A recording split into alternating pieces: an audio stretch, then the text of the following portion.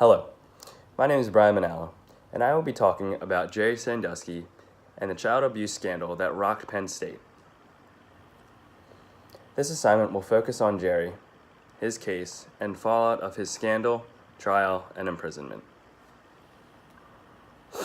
The accounts to which Mr. Sandusky were found guilty are both appalling and unacceptable to his 10 victims. According to a report done by Louis Freeh of the FBI, President Graham Spanier, Athletic Director Tim Curley, Senior Vice President Gary Schultz, and Head Coach Joe Paterno failed to protect against Mr. Sandusky, a child predator. These individuals went unchecked and did not perform their oversight duties and empowered Sandusky to attract potential victims, allowing Jerry to have continued unrestricted and unsupervised access to Penn State's facilities and affiliations during his time as a Penn State coach and after he retired. The administrators, coaches, and football program staff members ignored and failed to see the red flags of Sandusky's behaviors and did not warn the public about him.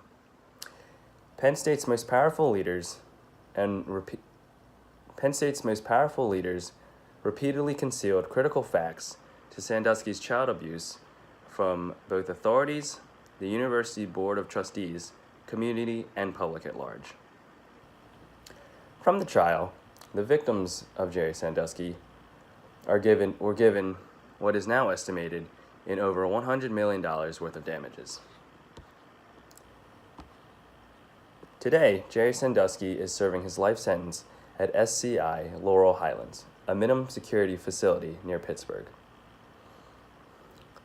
From the trial, case, and fallout, I would agree that how the case was handled and locking up Jerry Sandusky and giving the proper sanctions to Penn State were appropriate.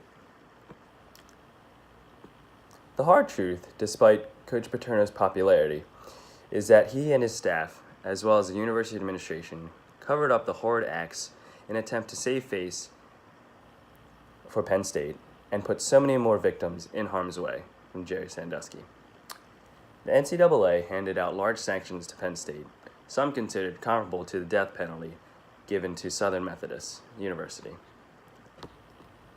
The first sanction was a $60 million fine based on the approximate revenue Penn State would have received in a fiscal year. Next, a 4-year postseason ban. The postseason ban from 2012 to 2015 academic year with no eligibility for bowl games or postseason playoff competition. The next, 5 years of probation, required an on-campus appointments reporting detailed corrective component of consent decree for Penn State and its administration as well as the athletic department. Next, vacated wins since 1998. All wins from 1998 to 2011 were vacated, but since have been restored to Joe Paterno, which makes him still the winningest coach in college football. Next, waiver of transfer rules and granting aid retention. During the time, incoming and returning football student athletes were allowed to transfer without needing to wait 1 year for eligibility. After that sanction, in 2012, 9 players decided to transfer before the 2012 season, none of which found major success after college football.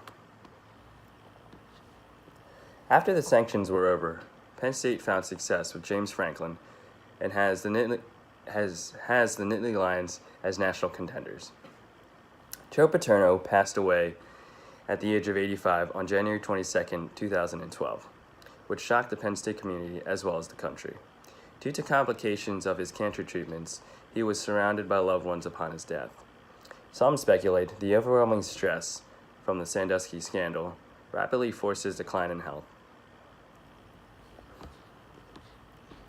Nonetheless, Joe Pa remains a household name in Happy Valley, and his success on the field will never be forgotten.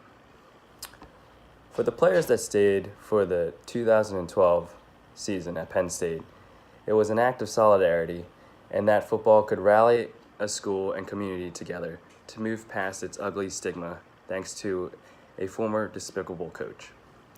Penn State University, for the most part, has since moved on, and the football program is thriving under Coach James Franklin.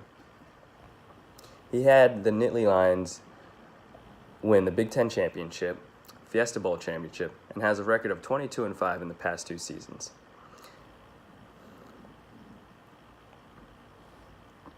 The success of its current team, Penn State football continues to strive to be better than its previous self, and does not waver in the distractions regarding its past. It was an unfortunate situation, but there needs to be a greater emphasis on accountability from university officials, from coaching staff to facility members, on suspicious activity and behavior from former coaches or current players. Any unlawful misconduct must be reported regardless of how insignificant it may seem. This goes for inappropriate behavior to serious sexual violence to any gender at any college campus and/or athletic facility. The acts done by Jerry Sandusky under the noses of Penn State and its officials, as well as his own head coach, are appalling and unacceptable, as I said before. It comes to the safety of both the victims as well as the players and coaches and staff around that one person can destroy an entire university's image. Although many are trying to move on, his acts still leave a bad wound that require a lot of healing still, and many to look past it and move towards football and embrace the new tradition that James Franklin has been able to instill since. Thank you.